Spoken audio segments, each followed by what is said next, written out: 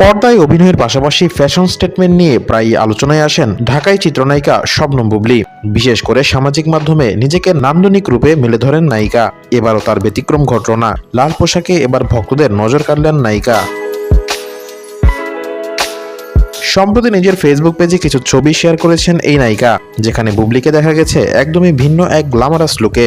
ছবিতে দেখা যায় বুবলির পরনে গাঢ় লাল রঙের স্টাইলিশ কোট ও প্যান্ট সেট।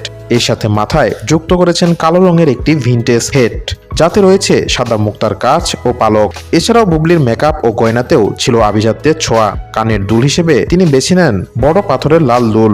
নানা ভঙ্গিতে, যেমন ঠোঁটে আঙুল দিয়ে পোজ দিতে দেখা গেছে বুবলিকে। ছবির ক্যাপশনে বুবলি লিখেছেন, লাল শুধু একটি রং নয়, এটি একটি অ্যাটিটিউড, এটি একটি গল্প, এটি একটি শিল্প যা সবাই বোঝে না। পোস্ট করার কয়েক ঘন্টার মধ্যেই হাজার হাজার লাইক ও কমেন্টে ভরে উঠেছে তার মন্তব্য ঘর। ভক্তরা তার এই আধুনিক সাজের বেশ প্রশংসা করছেন।